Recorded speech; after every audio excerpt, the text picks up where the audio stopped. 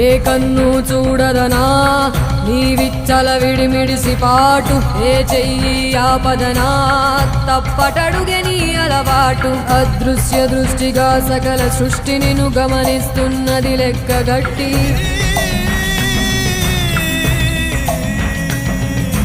ఎంత బతుకు నీదెంత బతుకువో గుప్పెడు మెతుకుల కడుపు కొరకు ఎన్నాటలు వేటలు అవసరమా మనుజా మనుజా.